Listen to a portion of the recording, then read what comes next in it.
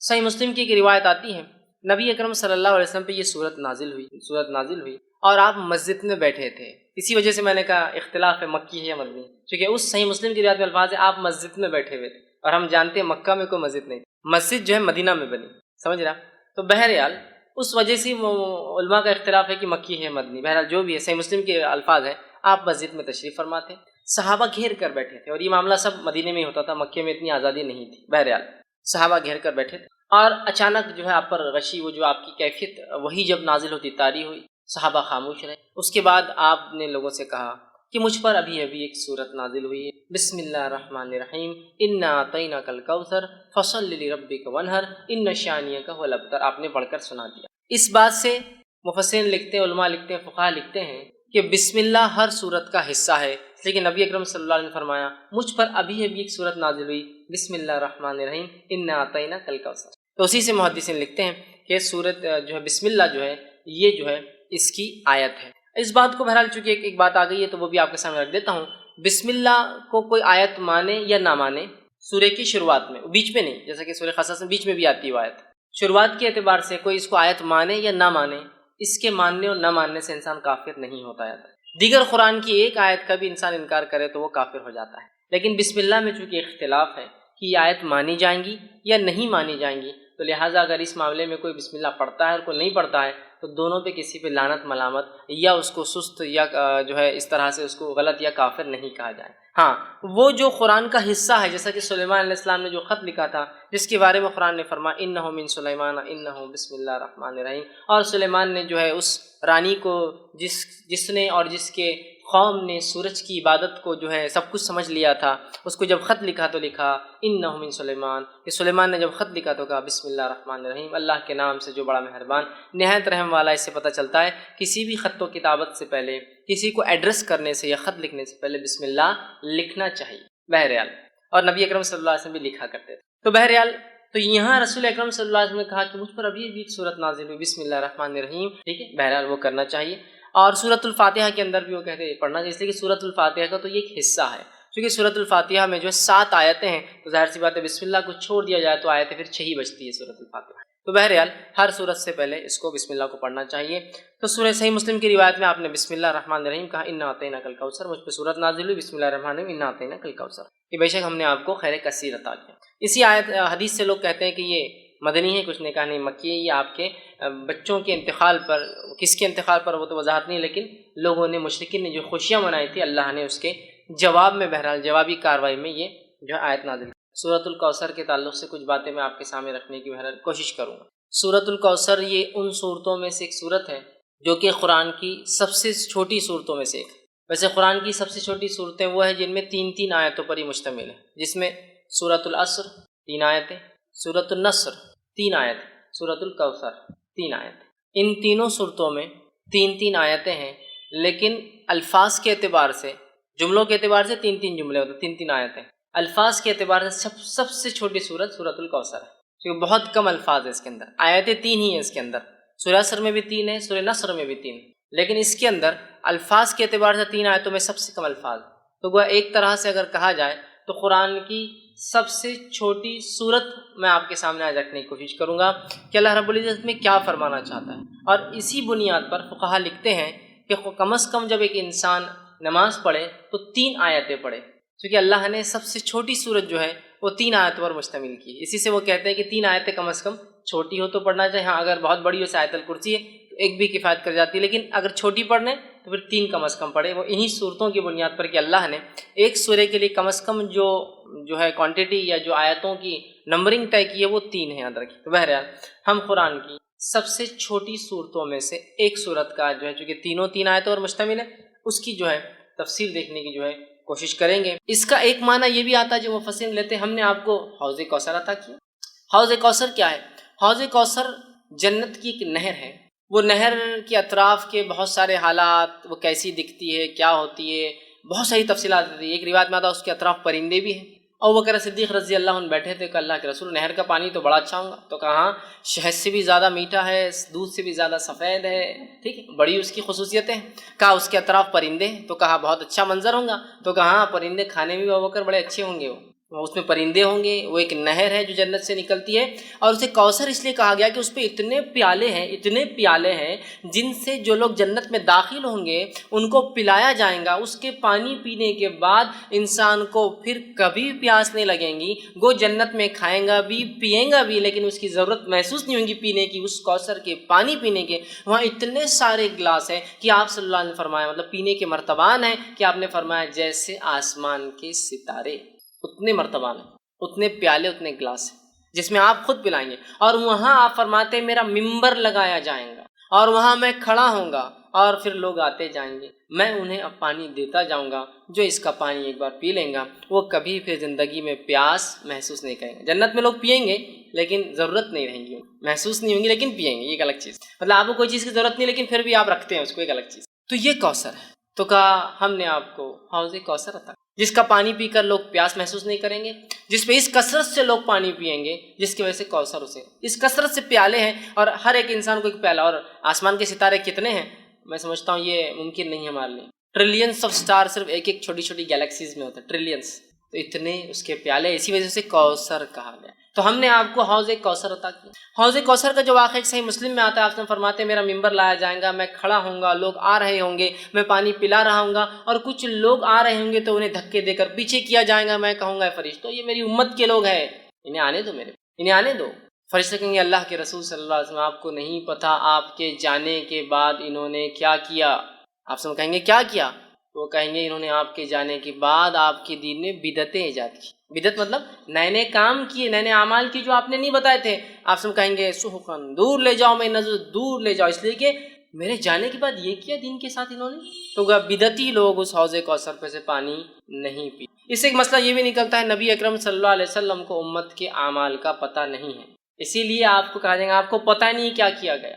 لیکن یہاں لوگ ایک چیز لاتے نہیں، نبی اکرم صلی اللہ علیہ وسلم کو یہ تو پتہ ہوگا کہ میری امتی ہے نا، تو یاد رکھیے یہ تو آپ کو بتایا جائے گا اور ہر امت پہچانی جائیں گی۔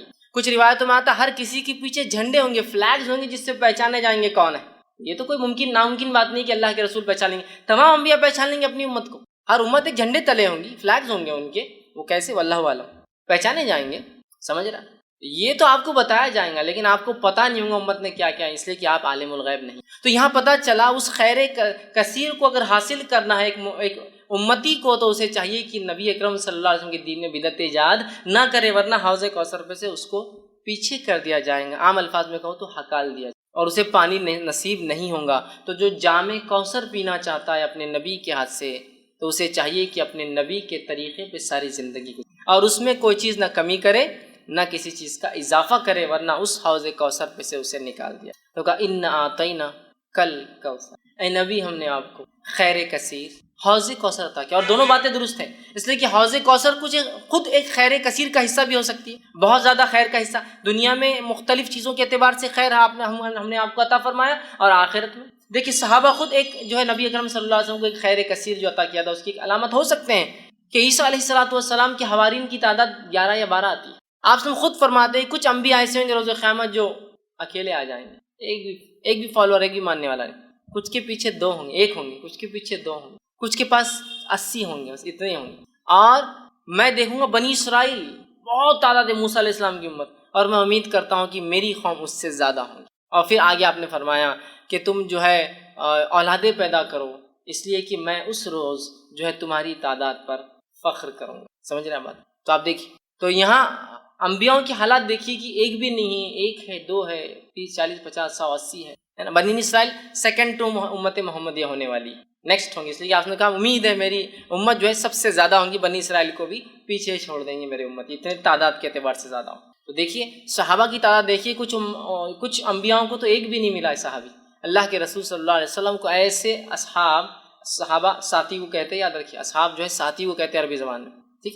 تلامید اسٹوڈنٹ نہیں تھے، یہ ساتھی، اور ساتھی جنرلی کیلیبر کا ہوتا ہے بہت، اس لیے اس کو اصحاب کہا جاتا ہے۔ ٹیچر اور اسٹوڈنٹ کو کبھی بھی ساتھی نہیں کہیں گے آپ، 2 اسٹوڈنٹس کو ساتھی کہا جاتا ہے۔ یہاں دیکھیے اصحاب کہا گیا اس لیے کہ اللہ نے ان کو تیار کیا گیا، اللہ نے تیار کیا تھا، اور اللہ نے خود قرآن میں بیان کیا کہ صحابہ کی مثال توریت اور انجیل میں بھی اللہ نے دی تھی، تو گویا صحابہ بھی چوزن پیپل تھے، سلیکٹڈ پیپل تھے، چنے ہوئے لوگ تھے۔ بہرحال تو یہ بھی خیر کثیر، تو بہت ساری باتیں، لیکن خیر کثیر سے مراد کچھ بھی خیر جو اللہ نے دیا، اور حوض کوثر بھی ہو سکتا ہے، چونکہ حوض اور کوثر بھی خیر کثیر کی ایک ایگزامپل یا مثال یہ یاد ہے۔ سورۃ الکوثر یہ ان صورتوں میں سے ایک صورت ہے جو کہ قرآن کی سب سے چھوٹی صورتوں میں سے ایک۔ ویسے قرآن کی سب سے چھوٹی صورتیں وہ ہیں جن میں 3 آیتوں پر ہی مشتمل ہے، جس میں سورۃ العصر 3 آیتیں، سورۃ النصر 3 آیتیں، سورۃ الکوثر 3 آیتیں۔ ان تینوں صورتوں میں 3 آیتیں ہیں، لیکن الفاظ کے اعتبار سے، جملوں کے اعتبار سے 3 جملے ہوتے ہیں، 3 آیتیں۔ الفاظ کے اعتبار سے سب سے چھوٹی صورت سورۃ الکوثر ہے، کیونکہ بہت کم الفاظ ہیں اس کے اندر، آیتیں 3 ہی ہیں اس کے اندر۔ سورہ عصر میں بھی 3 ہیں، سورہ نصر میں بھی 3، لیکن اس کے اندر الفاظ کے اعتبار سے 3 آیتوں میں سب سے کم الفاظ۔ تو گویا ایک طرح سے اگر کہا جائے تو قرآن کی سب سے چھوٹی صورت میں آپ کے سامنے آج رکھنے کی کوشش کروں گا کہ اللہ رب العزت میں کیا فرمانا چاہتا ہے، اور اسی بنیاد پر فقہا لکھتے ہیں کہ کم از کم جب ایک انسان نماز پڑھے تو 3 آیتیں پڑھے، کیونکہ اللہ نے سب سے چھوٹی صورت جو ہے وہ 3 آیتوں پر مشتمل کی۔ اسی سے وہ کہتے ہیں کہ 3 آیتیں کم از کم چھوٹی ہو تو پڑھنا چاہیے، ہاں اگر بہت بڑی ہو سے آیت الکرسی ہے تو ایک بھی کفایت کر جاتی ہے، لیکن اگر چھوٹی پڑھنے تو پھر 3 کم از کم پڑھے۔ وہ انہی صورتوں کی بنیاد پر کہ اللہ نے ایک سورے کے لیے کم از کم جو ہے کوانٹٹی یا جو آیتوں کی نمبرنگ طے کی ہے وہ 3 ہے، یاد رکھیے۔ تو بہرحال ہم قرآن کی سب سے چھوٹی صورتوں میں سے ایک صورت کا جو ہے، چونکہ تینوں 3 آیتوں پر مشتمل ہے، اس کی جو ہے تفسیر دیکھنے کی جو ہے کوشش کریں گے، اس لیے کہ اس صورت کے اندر بہت اچھا ایک میسج اور پیغام ہے۔ اس صورت کے تعلق سے جو ہے یہ بات میں علماء نے اختلاف کیا ہے کہ یہ مکی ہے مدنی، کچھ نے کہا نہیں مدینے میں بھی یہ ہو گئی تھی، کچھ نے کہا نہیں یہ مکہ میں ہوئی تھی۔ بہرحال جو بھی اس کا پس منظر رہا ہو، اور اس کے پیچھے کچھ بیک گراؤنڈ بھی علماء بتاتے ہیں کہ کیا اس کے پیچھے پس منظر رہا ہو، انشاءاللہ اس میں ایک بات جو واضح سامنے آتی ہے وہ یہ ہے کہ جب نبی اکرم صلی اللہ علیہ وسلم کے پے در پے ایک کے بعد ایک بچوں کا انتقال ہوا، اور بالخصوص لڑکوں کا انتقال ہوا، جس پر آپ کو ویسے 3 لڑکے تھے، ایک قاسم جس کے نام سے آپ ابو القاسم آپ کی کنیت ہوئی جو پہلے تھے، ایک ابراہیم تھے اور ایک عبداللہ تھے۔ تو بہرحال آپ کو 4 لڑکیاں اور 3 لڑکے تھے، تو تینوں کا پے در پے انتقال ہو گیا۔ جب تینوں لڑکوں کا انتقال ہوا تو مشرکین خوشی منانے لگے، کیونکہ مشرکین، اور جیسا آج ہمارا بھی حال ہے، ایک مادہ پرست ٹوٹلی میٹریلسٹک سوسائٹی میں ہم لوگ رہتے ہیں، جس میں مادہ اور انسان کیا پزیس کرتا ہے، کیا اس کے پاس ہوتا ہے، اس سے اس کی عزت اور توقیر ہوتی ہے۔ اور اسی کڑی کے اندر ایک اور چیز جو سماج کا بہت بڑا مسئلہ بھی ہے، وہ یہ ہے کہ لڑکوں کا ہونا اور نہیں ہونا۔ جب نبی اکرم صلی اللہ علیہ وسلم کو لڑکے نہیں ہوئے، اس سماج میں، جس سماج میں لڑکے فخر کی علامت تھے، لڑکوں کی زیادتی پیدائش کے اعتبار سے سماج کے اندر ایک بہت بڑا رتبہ رکھتی تھی، اس سماج میں، جس سماج کے اندر لڑکیوں کو زندہ دفنا دیا جاتا تھا اور لڑکوں کو رکھا جاتا تھا، اس سماج میں نبی اکرم صلی اللہ علیہ وسلم کے پے در پے ایک کے بعد ایک 3 لڑکوں کا انتقال ہونا گویا مشرکین کے لیے ایک طرح سے آپ کے مشن کے انسکسیسفل ناکامیاب ہونے کی ایک دلیل تھی۔ تو مشرکین میں سے کچھ لوگوں نے خوشیاں منائی، آوازیں اٹھائی، اور کہا کہ ابتر عربی زبان میں کہتے ہیں اس انسان کو جس کے پیچھے کوئی نہ ہو۔ عام زبان میں اس کا ترجمہ کیا جاتا ہے دم کٹا، پیچھے کوئی نہ ہو، پیچھے کوئی، جیسا کہ ایک گاڑی چلے گی اس کے پیچھے کچھ ٹریلر سے لگ کر جا رہے ہیں، پیچھے کوئی نہ ہو۔ تو ابتر کا ایک معنی یہ بھی تھا کہ اس کے بعد کوئی نسل نہیں ہے جو اس کا نام باقی رکھ سکے، یہ بھی ایک معنی ہے۔ تو انہوں نے خوشیاں منائی۔ یہ خوشیاں کس نے منائی، اس کے تعلق سے بہت سارے مختلف اقوال آتے ہیں کہ ابو لہب تھا جس نے منائی، کس نے کہا نہیں ابو جہل تھا جس نے خوشیاں منائی، بہرحال اور بھی نام آتے ہیں مشرکین یا کفار کے جنہوں نے خوشیاں منائی۔ تو مفسرین لکھتے ہیں کہ یہ شاید اس کی وجہ بنی کہ یہ صورت نازل ہوئی، لیکن یقینی طور سے ہم نہیں کہہ پائیں گے کیا، لیکن چونکہ سورے کا جو اینڈنگ اس انداز سے ہو رہی ہے، اس سے اندازہ یہی لگایا جا سکتا ہے کہ شاید یہی واقعہ ہوا ہو کہ آپ کے بچوں کا انتقال، اس میں بھی بہرحال اختلاف ہے کہ کس بیٹے کے انتقال پہ یہ منایا گیا، لیکن بہرحال لڑکے کے انتقال پر مشرکین نے جو خوشیاں منائی، اسی کی رد میں اللہ رب العزت نے اپنے نبی کو صبر، دلاسا، ہمت افزائی کرنے کے لیے یہ صورت کو جو ہے نازل کی۔ صورت کا ترجمہ دیکھیں میں آپ کے سامنے رکھوں گا، پھر اس کی تفسیر کی طرف ہم جائیں گے۔ اِنَّا أَعْطَيْنَاكَ الْكَوْثَرَ، اے نبی ہم نے بے شک آپ کو خیر کثیر، کوثر، حوض کوثر، بہت زیادہ جو ہے اچھائی سے جو ہے نوازا ہے، عطا کیا ہے۔ دوسری آیت میں اللہ نے فرمایا فَصَلِّ لِرَبِّكَ وَانْحَرْ، تو آپ اپنے رب کی جو ہے بڑائی بیان کیجئے، نماز قائم کیجئے اور قربانی کیجئے، اور نہر خاص طور سے اونٹ کی قربانی کیجئے۔ ان شانیہ کا هو الابتر، بے شک یقیناً تمہارا دشمنی دم کٹا رہے گا، بے اولاد رہے گا، یا اس کا کوئی دنیا میں نام لینے والا باقی نہیں رہے گا۔ یہ اس آیت کا بہرحال ترجمہ ہے۔ اب آئیے کچھ تفسیر کی طرف اس کی ہم بڑھتے ہیں۔ سورۃ الکوثر یہ قرآن کی 108 نمبر 108 نمبر کی سورت ہے۔ اس میں 3 آیتیں ہیں۔ اللہ رب العزت فرماتا ہے بسم اللہ الرحمن الرحیم۔ صحیح مسلم کی ایک روایت آتی ہے، نبی اکرم صلی اللہ علیہ وسلم پہ یہ سورت نازل ہوئی اور آپ مسجد میں بیٹھے تھے۔ اسی وجہ سے میں نے کہا اختلاف ہے مکی ہے یا مدنی، کیونکہ اس صحیح مسلم کی روایت میں الفاظ ہے آپ مسجد میں بیٹھے ہوئے تھے، اور ہم جانتے ہیں مکہ میں کوئی مسجد نہیں، مسجد جو ہے مدینہ میں بنی، سمجھ رہا؟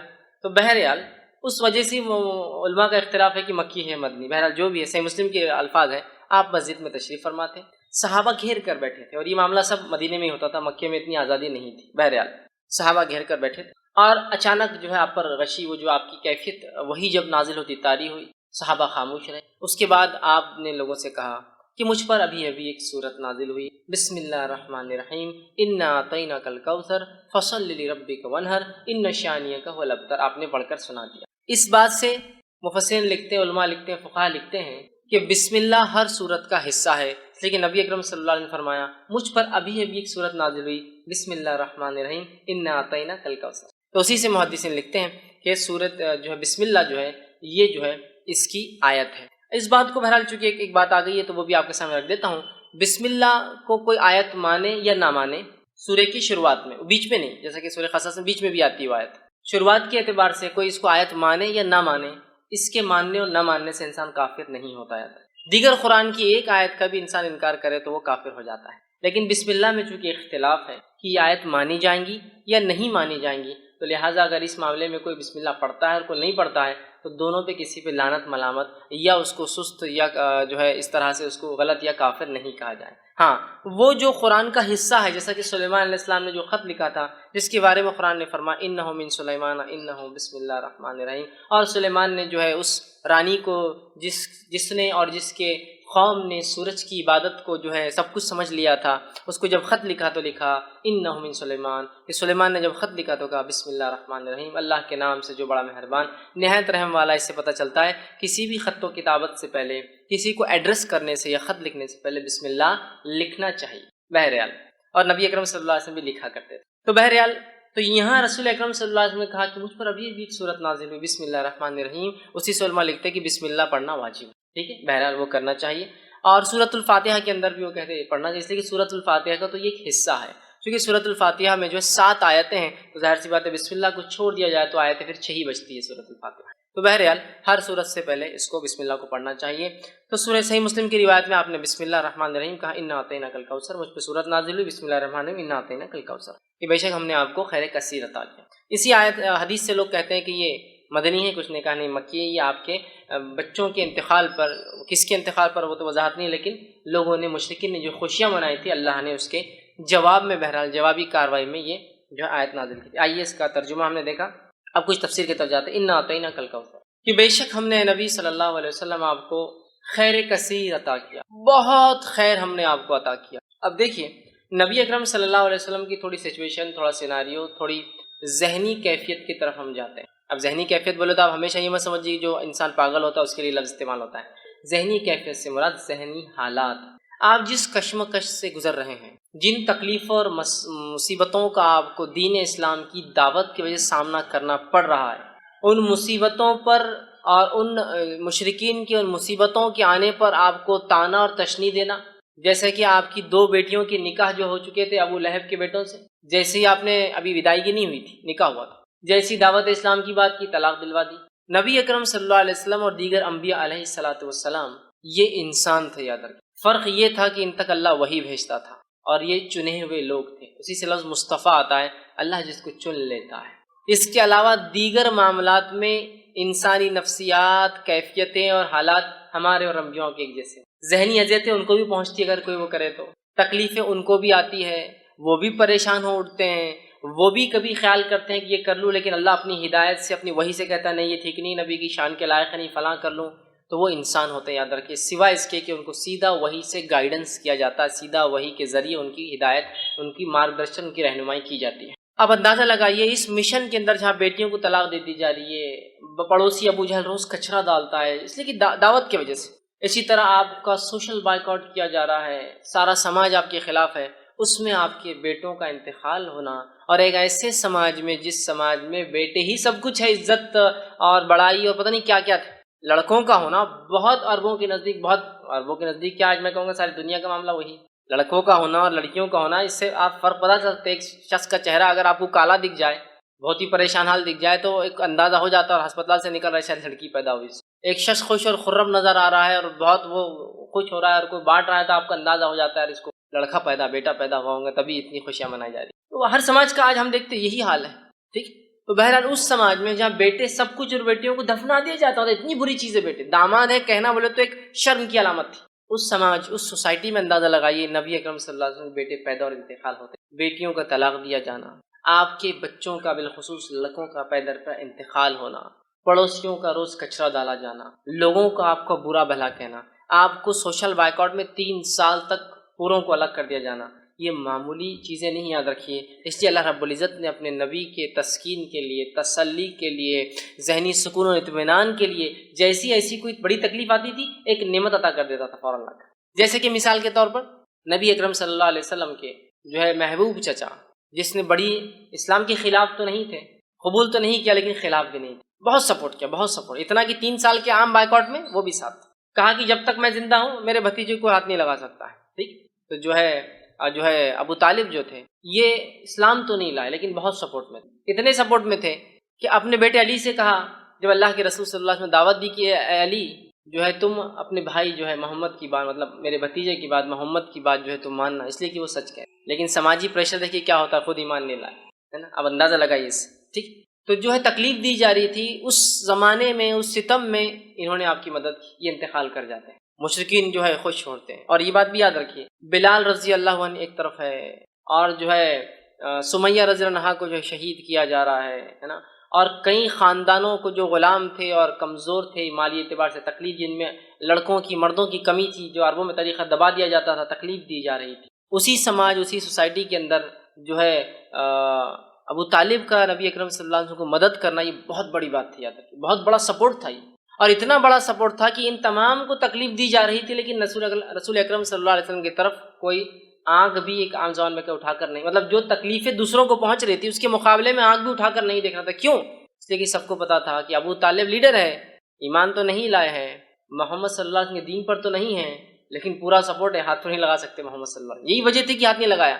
اور جتنی باتیں آتی ہیں کہ آپ کا گلا دبایا گیا، آپ کے اوپر اونٹ کی بجڑی رکھ دی گئی، یہ تمام باتیں ان کے انتقال کی بات کی، تب تک تو کسی نے ہمت نہیں کی، یہی وجہ تھی۔ ان کا انتقال ہوتا ہے تو آپ کے ایک یہ ذہنی سپورٹ بھی تھے، چچا تھے، بڑی محبت تھی، اور والد کے بعد جو ہے اور دادا کے بعد انہوں نے ہی پالا، والد تو انتقال کر گئے تھے، پہلے دادا نے وہ کیا، اور دادا کا انتقال بھی 6 سال کی عمر میں ہوگا، تب سے لے کر انہوں نے کفالت کی اور مددگار بھی تھے اسلام کے۔ دوسرا فوراً اس کے بعد جو ہے آپ کی بیوی کا، جو اب تک ایک ہی بیوی تھی آپ کی، خدیجہ رضی اللہ عنہا، ان کا بھی انتقال ہو جاتا ہے۔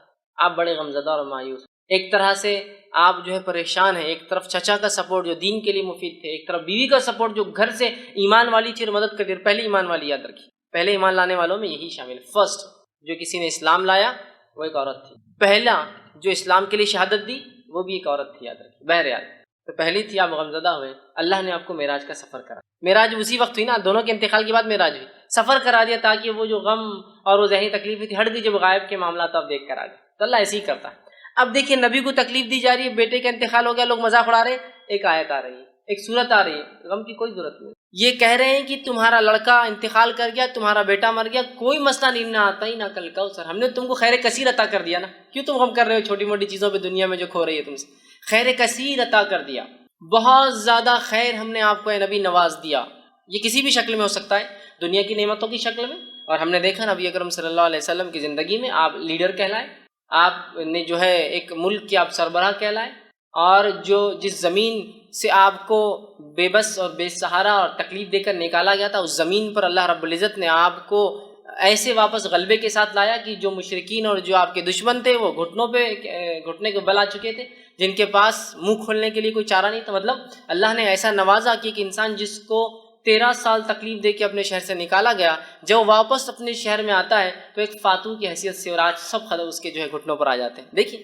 10 سال کے اندر اللہ کو دیتا ہے، یہ بھی خیر کثیر۔ اسی طرح جو ہے دنیا کی نعمتوں کے اعتبار سے جس شخص کو یا جس دین کے لیے قدم رکھنا ممکن نہیں تھا مکہ شہر میں، آج اس دین کی ایک اپنی سلطنت، ایک حکومت اللہ نے آپ کی زندگی میں بنا دی، یہ خیر کثیر ہے۔ اسی طرح دیگر بہت ساری نعمتیں جو نبی اکرم صلی اللہ علیہ وسلم کو جسمانی اعتبار سے، صحت کے اعتبار سے، بیویوں کے اعتبار سے، اولاد میں لڑکیوں کے اعتبار سے دی گئی، اور صحابہ کے اعتبار سے جو ساتھی اور دوست دیے گئے، یہ بھی خیر کثیر اس میں شامل ہے۔ تو کہا اِنَّا أَعْطَيْنَاكَ الْكَوْثَرَ، آپ ایک اپنے بیٹے کے انتقال پہ جو لوگ خوشیاں منا رہے ہیں، آپ غمزدہ کیوں ہوتے ہیں نبی؟ ہم نے تو آپ کو خیر کثیر عطا کر دیا، بہت کثرت سے خیر عطا کیا۔ اس کا ایک معنی یہ بھی آتا ہے جو مفسرین لیتے ہیں، ہم نے آپ کو حوض کوثر عطا کیا۔ حوض کوثر کیا ہے؟ حوض کوثر جنت کی ایک نہر ہے۔ وہ نہر کے اطراف کے بہت سارے حالات، وہ کیسی دکھتی ہے، کیا ہوتی ہے، بہت ساری تفصیلات ہوتی ہے۔ ایک روایت میں آتا ہے اس کے اطراف پرندے بھی ہیں۔ ابوبکر صدیق رضی اللہ عنہ بیٹھے تھے کہ اللہ کے رسول، نہر کا پانی تو بڑا اچھا ہوگا، تو کہا شہد سے بھی زیادہ میٹھا ہے، دودھ سے بھی زیادہ سفید ہے، ٹھیک ہے، بڑی اس کی خصوصیتیں ہیں۔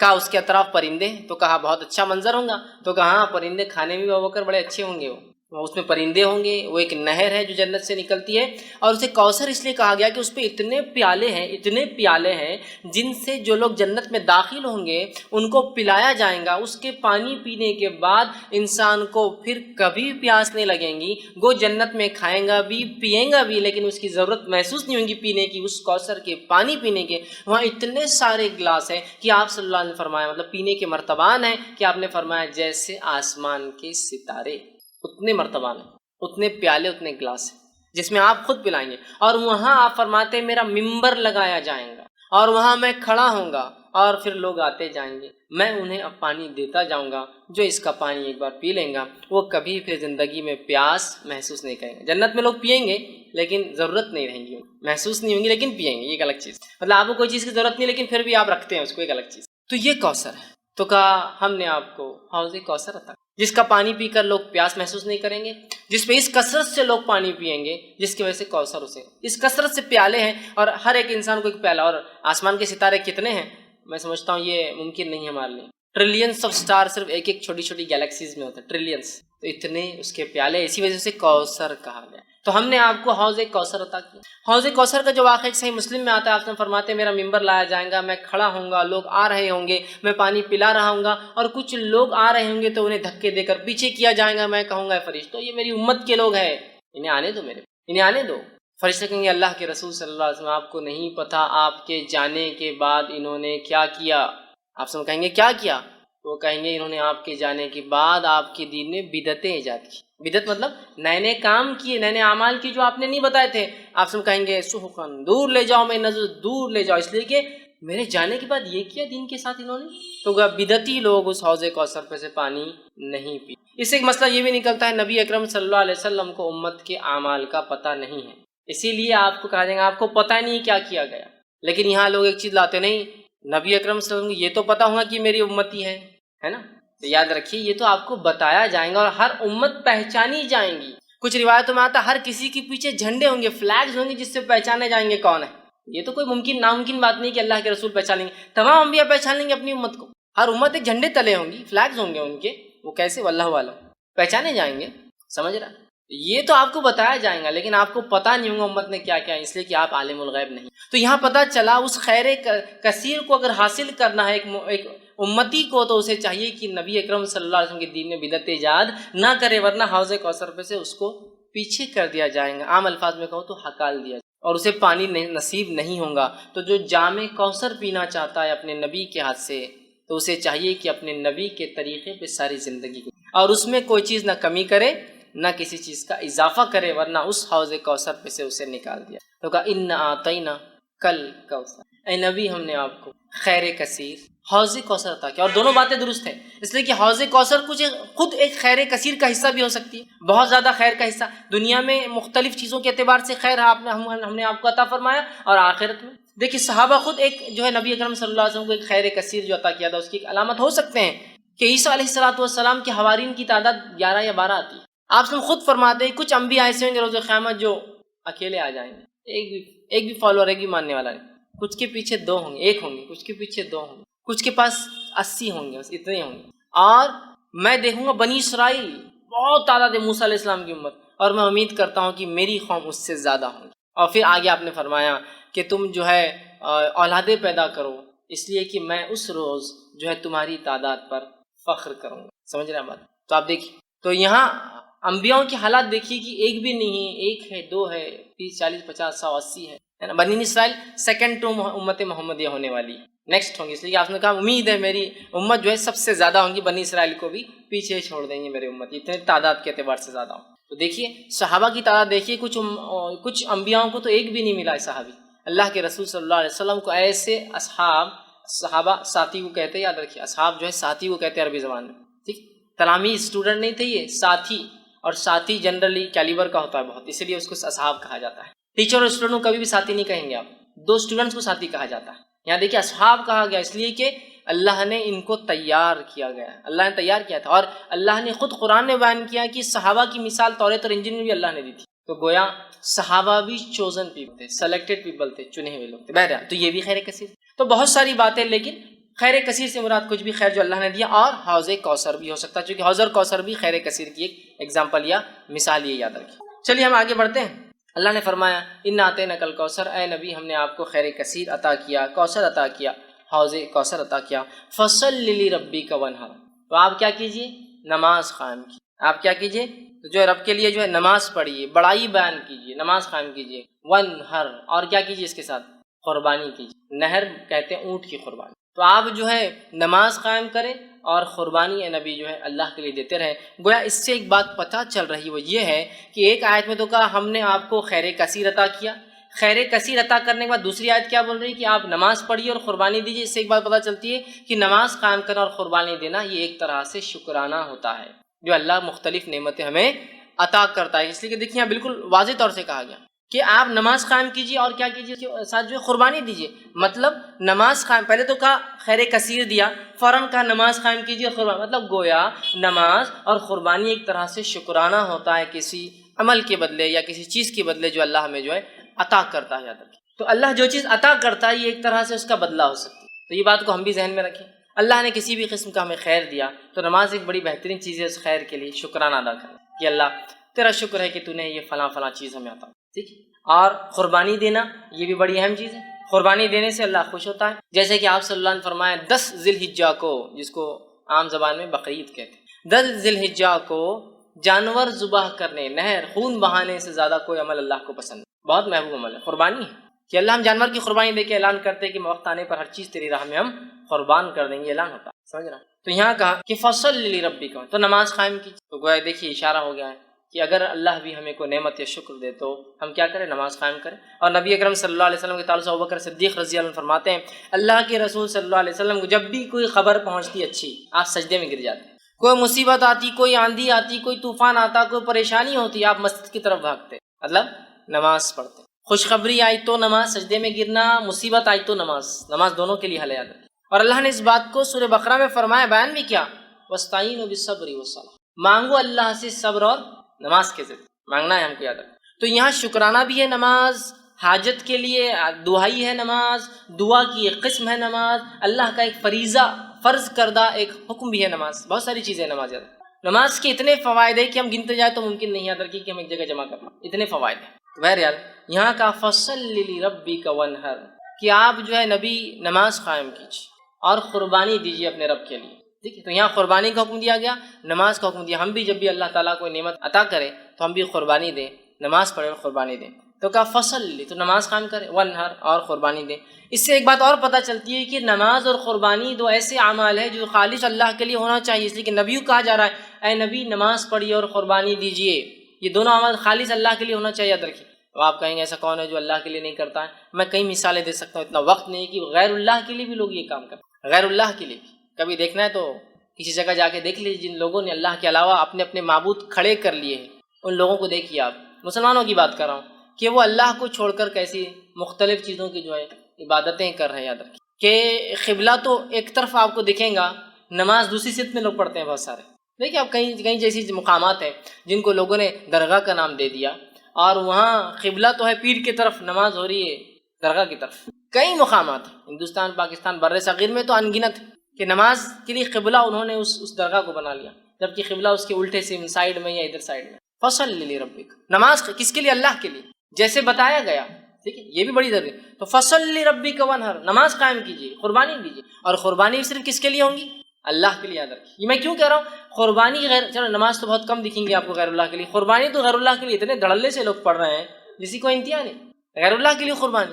گھر میں ایک بکرا گھس گیا، آ کر گھر میں اناج کھا رہا ہے، گھر کے جو جھاڑ بڑی محنت سے لگا ہے اسے کھا رہا ہے، لیکن اگر اس کو ہکالنا بھی تو لوگ اس کو بولتے چلو ادھر جاؤ، چلو ادھر جاؤ. ارے کیوں؟ دوسری بکریوں کو تو آپ مارتے ہیں، دوسرے بکروں کو تو آپ ٹانگ توڑ دیتے. نہیں نہیں نہیں نہیں، فلاں بابا کا بکرا ہے، اس کو نہیں کر سکتے. گویا وہ چھوڑا ہوا بکرا صالح علیہ السلام کی اونٹنی جیسا ہے کہ بس جہاں چاہے چرے، ہے نا. صالح علیہ السلام کی قوم نے کہا ایک معجزہ دکھاؤ. کیا؟ تو پتھر میں سے اونٹنی نکالو. صالح علیہ السلام نے قوم سے کہا دیکھو اونٹنی تو نکل آئیں گی، لیکن پھر اللہ جو کنڈیشن دیں گا اس کو فالو کرنا ضروری ہے. کہا لاؤ تو صحیح. اللہ کا حکم، صالح علیہ السلام نے حکم دیا، چٹان کو اونٹنی نکل آئی. اللہ کی طرف سے حکم آیا اس اونٹنی کو کسی بھی جگہ چرنے سے نہیں روکا جائے گا، کھیت میں جائے، کھلیان میں جائے، گھر میں جائے، ہاتھ نہیں لگا سکتے آپ. کیوں؟ یہ معجزہ ہے اللہ کی طرف سے. تو کہا نہیں اس کے ساتھ بچہ بھی چاہیے، تو بچہ بھی لو، دودھ دینے والی بھی لو، چلو لو. اب اس بچے کو اور اس اونٹنی کو کوئی ستائیں گا نہیں. قوم نے کیا کیا؟ اس کے پیر کاٹ دیے اور اس کو قتل کیا. پھر اللہ کا عذاب آیا. سمجھ رہے بات؟ تو گویا یہ ہمارے بکرے جو فلاں فلاں لوگوں کے نام پہ چھوڑ دیے جاتے ہیں، گویا وہ صالح علیہ السلام کی اونٹنی بن جاتے ہیں پورے کے پورے. ہے نہیں ہے غیر اللہ کے نام پہ قربانیاں، کندوریوں کے نام پر یہ قربانیاں ہو رہی ہمارے علاقوں کے اندر کہ ایک بکرا، ایک گائے، ایک بیل کسی کے نام سے چھوڑ دیا جاتا ہے. وہ بڑا ہوتا ہے، ایک عمر کو پہنچتا ہے جس عمر میں ان کے نزدیک 1 سال 2 سال جو منت ہوتی ہے وہ پوری ہونے کے بعد اسے سنبھالتے ہیں، پالا جاتا ہے، کھلایا جاتا ہے. سارا محلہ کھلا رہا، ہر کوئی احترام کر رہا، کوئی اس کو سلام کر رہا، کوئی اس کو ہاتھ لگا رہا. اور پھر اس کو ایک مخصوص وقت میں لے جایا جاتا ہے. 11 لوگ، 21 لوگ، 31 لوگ، 41 لوگ، 51 لوگ، 251 لوگ، بڑا جانور ہوتے سب جاتے ہیں، جمع ہوتے ہیں. اس جانور کو ایک فلاں مقام پہ لے جا کر ذبح کیا جاتا ہے اور سب کو کھلایا جاتا ہے. یہ ہے غیر اللہ کے نام کی قربانی. ارے نہیں بھائی، آپ نے غلط سمجھ لیا ہم ویسا نہیں کرتے. ہم لے جا کر اللہ کے نام پہ کاٹتے ہیں. بہت اچھی بات ہے، دلیل بہت صحیح ہے آپ کی، اللہ کے نام پہ کاٹتے ہیں. لیکن نبی اکرم صلی اللہ علیہ وسلم کے زمانے میں ایک صحابی کا اللہ کے رسول کہ میں ایک فلاں مقام پر، یہ فتح مکہ کی بات ہے، جب شرک ختم ہو رہا تھا، بت مٹا دیے جا رہے تھے، لوگ ایمان میں آ رہے، میں ایک مقام پہ قربانی کرنا چاہتا ہوں. آپ صلی اللہ علیہ وسلم نے فرمایا کیا اس مقام پہ دور جہالت میں کوئی بت خانہ تھا؟ تو کہا نہیں.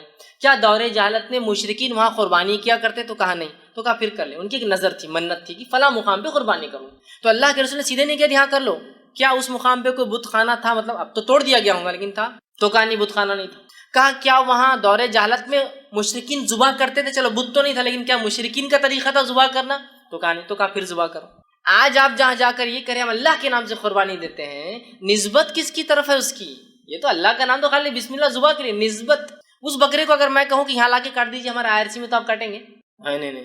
تو نسبت، ہاں مسئلہ وہی تو ہے. پھر نام اللہ کا ہے، صرف نسبت کسی اور سے ہے، خشک کرنا کسی اور کو مراد ہے. پھر آپ کہہ رہے نہیں اللہ کے نام سے تو ہو ہی رہا ہے بھائی، میں کہاں کر رہا ہوں، وہ تو میں اس کے خلاف کہاں ہوں. لیکن آپ نسبت خشک کس کو کرنا چاہتے ہیں؟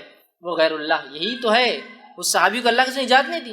قربانی ایک بڑی اہم عبادت ہے، یاد رکھیے. کبھی بھی اس کو اللہ کے علاوہ کسی اور کے لیے ہم کبھی نہ کریں. صرف اللہ کا نام لینا کافی نہیں ہے، قربانی کو اسی طریقے سے کرنا جس طریقے سے نبی اکرم صلی اللہ علیہ وسلم جس نیت سے کیا وہ بھی ضروری ہے نا. بہت سے لوگ قربانیاں کرتے ہیں بلی کی نیت سے. مثالیں دوں، بلی کی نیت سے قربانی ہوگی. آپ نے نئی گاڑی خریدی، آپ قربان کرنا چاہتے اللہ کے لیے. آپ نے ایک جانور کو قربان کیا، قربان کر کے اٹھا کر پھینک دیا. کھاتے نہیں اس جانور کو. مرغا ہوتا ہے کبھی، مرغی ہوتی ہے کبھی، بکرے کا بچہ لاتے ذبح کر کے پھینک دیتے. کیا ہے یہ؟ قربانی تو وہ جانور ہے اس کو ذبح کر کے ہم کھاتے ہیں، اس لیے کہ وہ اللہ کے نام پہ ذبح ہوا جانور، وہ حلال ہے نا. یہاں پھینک دیا جاتا ہے، ہوتا ہی نہیں ہوتا ہے. ایک انڈا رکھ دیا، اس پہ سے گاڑی چلا دی، قربانی ہوئی نا انڈے کی. لیکن یہ آپ دیکھیے یہ طریقہ اللہ کے رسول کا، یہ کہتے ہیں بلی مطلب یہ ہوتا ہے کہ وہ اللہ کو نہیں، وہ اپنے معبودوں کو، بتوں کو یا علاقائی جنوں کو خوش کرنے کے لیے وہ کیا ہوتا ہے کہ ایک چیز ذبح کر کے چھوڑ دی جاتی ہے. جس کا خون وہاں چھوڑ دیا جاتا ہے، جس کی لاش وہیں چھوڑ دی جاتی ہے، ٹھیک ہے، جس کا خون چھوڑ دیا جاتا ہے، جس کو وہیں مرتا چھوڑ کے چلا جاتا ہے، یہ ہے بلی.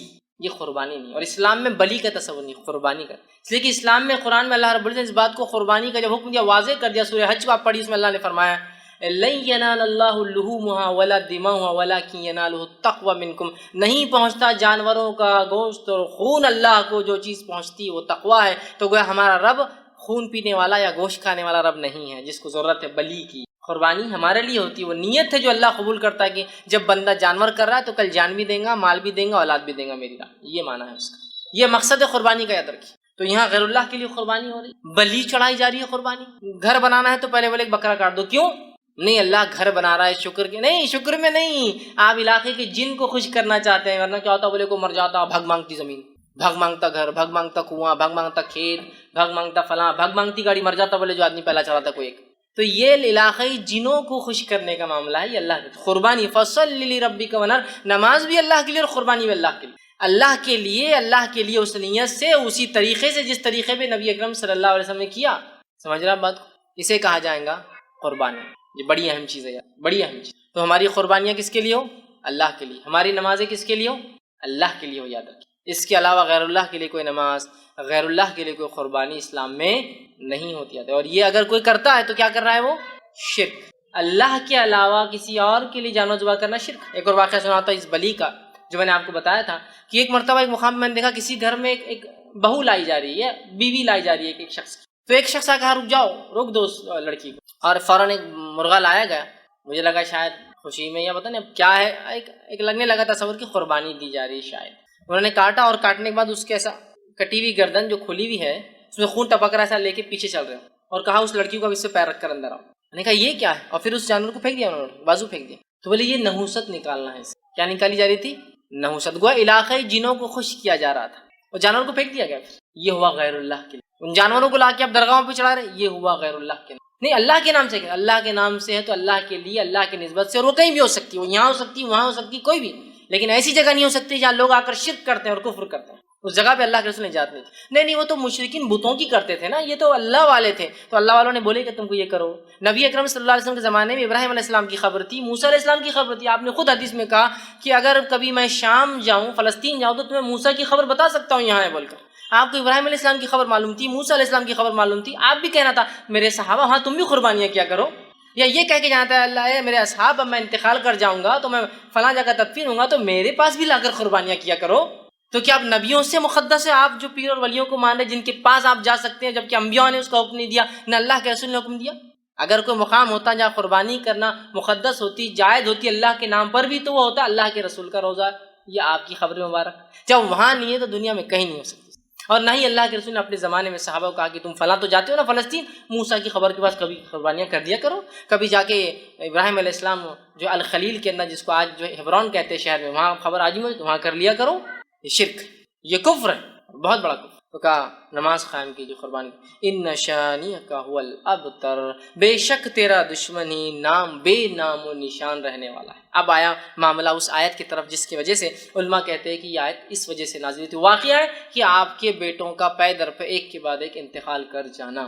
اللہ تعالیٰ کی اس میں کیا حکمت رہیں گی واللہ عالم، اللہ بہتر جانتا ہے کیا حکمت رہی ہے. لیکن علماء جو حکمتیں دیتے ہیں ان میں سے ایک حکمت یہ ہے جو ہو سکتی ہے کہ اللہ نے آپ کو لڑکی عطا نہیں کی، تو یہ ہے کہ آج دیکھیے جو نبی کے خاندان سے سیدھے نہیں ہیں ان کو کتنا زام ہے اپنے اس خاندان سے ہونے کا. سیدھے ہو جاتے تو پتہ نہیں کیا کرتے تھے، سمجھے نا. بیٹیوں سے برانچز چل رہی ہے، چچیرے بھائیوں سے برانچز چل رہی ہے، تو کتنا زام ہے. خاندان سے تو دور، خالی اس علاقے کا ہونے کا زام دیکھیے، ہم فلاں ہیں، قومی زام، سمجھ رہے. خاندان تو دور، خالی علاقے سے ہونے کا زام دیکھیے لوگوں میں، ہم فلاں علاقے سے ہیں، ہم فلاں زبان بولنے والے. شاید یہ حکمت رہی، اللہ اس معاملے کو رکھنا ہی نہیں چاہتا تھا، ختم کر دینا چاہتا. اس کے آگے واللہ عالم، وہ اللہ ہی جانتا بھائی کیا وجہ ہو، لیکن یہ حکمت ہو سکتی. سمجھ رہا بات کو. تو اللہ نے آپ کے لڑکوں کو حیات نہیں رکھا. مشرکین جب آپ کے لڑکے کا انتقال ہوا تو مشرکین نے خوشیاں منائی اور کہا اب تو محمد کا نام لینا کوئی نہیں ہے، اس کا مشن آگے چلنے والا نہیں، اس کی تحریک یہیں ختم ہو جائیں گی. اور ظاہر سے کوئی بھی تحریک کے لیے کیا لگتا ہے آپ کو معلوم، تحریک لڑکیوں سے نہیں لڑکوں سے چلتا. سمجھا، تحریک چلانا ہے. زکریا علیہ السلام اللہ سے دعا کر رہے ہیں، تو زکریا علیہ السلام کی دعا ہے اللہ مجھے کہ لڑکا عطا کر، اس لیے کہ لڑکی نبی نہیں ہو سکتی. اور بنی اسرائیل میں ایک طریقہ تھا، اللہ کیا کرتا تھا، ایک خاندان میں پھر اسی خاندان میں لڑکے دیتا تھا جو نہ انبیاء بنتے تھے. زکریا علیہ السلام جانتے تھے کہ اب اس قوم کو ایک نبی کی ضرورت ہے اور نبی لڑکا ہو سکتا ہے. لڑکے کی دعا کیا، کیوں؟ اس لیے کہ انہیں ایک جو ہے وارث چاہیے تھا، ایک نبوت کو آگے لے کے چلنے والا. بنی اسرائیل میں ایک زمانہ آیا کہ تقریباً بنی اسرائیل کے مرد قتل کر دیے گئے تھے، ایک عورت حاملہ باقی تھی. سارے لوگوں نے مل کر دعا کی اللہ اس سے لڑکا پیدا اور وہ نبی ہو، اس لیے کہ اب نسل نہیں، اور اللہ اس نسل میں اولاد دیتا تھا. روایت میں آتا ہے کہ اللہ نے اس عورت جب اولاد پیدا ہوئے لڑکا تھا اور اس لڑکے کا نام رکھا گیا شمون، اور وہ شمون علیہ السلام بعد میں چل کے وہ نبی بنے، جو کہ جو ہے طالوت والے واقعے کے اندر آتا ہے کہ طالوت کو ایک ان کے نبی نے جب چنا تو لوگوں نے کہا طالوت کو ہم پر کیوں بادشاہ بناتے ہو، تو نبی نے کہا وقت کے کہ اللہ نے اس کو سمجھداری اور جسمانی طاقت دی. وہ واقعے کے اندر شمون علیہ السلام جب پیدا ہوئے تو وہ آخری لڑکے تھے جو بچے تھے، تو لڑکوں سے چلتی ہے. سمجھ رہے بات. تو اب مشن اینڈ ہو رہا ہے ایک طرح سے ظاہری طور سے تو مشن اینڈ دکھ رہا ہے نا، لڑکے ختم مشن ختم. تو کہا ان نشانی کو الابتر، اللہ جواب دے رہا نبی آپ کو کوئی پریشان ہونے کی، دل جو ہے اپنے آپ کو جو ہے مایوس کرنے کی کوئی ضرورت نہیں ہے. آپ کا دشمن ہی بے نام و نشان ہے. گویا اس کا دوسرا معنی ہے آپ کا نام و نشان رہنے والا ہے. آپ کا دشمن جو آپ کا مذاق اڑاتا ہے، اس کی چاہے ہزاروں اولادیں ہو جائے یہ بے نام و نشان ہوگا. آج جتنے مشرکین کو ہم یاد کرتے ہیں سوائے سیرت کے، اس کے علاوہ کبھی یاد کرتے ہیں جو مشرکین کے نام آج تھوڑے بہت باقی ہیں بڑے بڑے سرداروں کے، اس کے علاوہ جو جنگ بدر میں عہد میں مر کھپ گئے، کون پہچانتا ہے ان مشرکین کو آج؟ کبھی آپ نے سنا مکہ گیا تو یہ کنواں تھا، اس میں 10 مشرکین ڈالے گئے، پہلا یہ تھا، دوسرا یہ تھا، تیسرا یہ تھا؟ کس کو پرواہ ان کی، مر کھپ گئے، نسلیں چلی ہوں گی لیکن کوئی ان کو نہیں پہچانتا ہے. خود ان کی نسلوں نے ایمان لانے کے بعد ان کا نام لینا پسند نہیں کیا کہ ہمارے جد اعلیٰ تھے، یہ ہمارے باپ دادا تھے، یہ ہے نا. جب ابو جہل کے گھر والے ایمان لائے تو کچھ صحابہ بعد میں آنے والے لوگ ان کو کہتے تھے کہ ارے تو ابو جہل کی اولاد. تو وہ گئے اللہ کے رسول کے پاس، کہا اللہ کے رسول یہ بار بار ہم کو تانا دیتے ہیں لوگ ابو جہل. تو آپ نے کہا کہ اپنے مردوں کو برا نہ کہو، اس لیے کہ ان کو برا کہنے سے ہمارے زندوں کو تکلیف ہوتی ہے. تو یہ ایک مشرک مردے کے بارے میں بات، لہٰذا سے ایک پتہ چلتا ہے کہ ہم مومن مردے کے بارے میں بری بات نہیں کرنا چاہیے. مشرک تھا نا، تو کہا اپنے مردوں کے بارے میں ابو جہل کو برا مت بولو، اس لیے کہ اس سے کیا ہوتا ہے اس کے گھر والوں. ایک روایت میں آتا ہے کہ عبداللہ ایک مرتبہ، جو کہ عبداللہ بن عبداللہ ان کا نام تھا، بن ابے، جو کہ منافقین کا سردار تھا، عبداللہ بن ابے، ان کے بیٹے کا نام بھی عبداللہ تھا.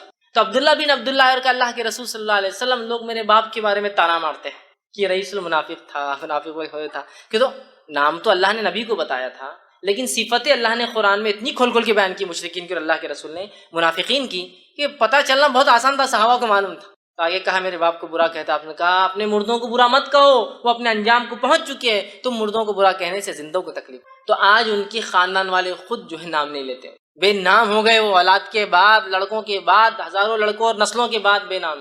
کہا تیرا دشمن بے نام رہے گا. تو جتنے دشمنوں کا نام لے بھی لیتے نا، ابو لہب کا صرف اس لیے لیتے کہ سیرت میں بات ہے. اس کے علاوہ کبھی تذکرے سنے ابو لہب کی مجلس، ابو جہل کی کوئی مجلس سج رہی کہ اس نے کیا کیا کچھ کوئی نام نہیں. ہم ہی کبھی تو لے لیتے، ارے تورے بولتے نکل جاتے آگے، کوئی ویلیو نہیں، کوئی نہیں.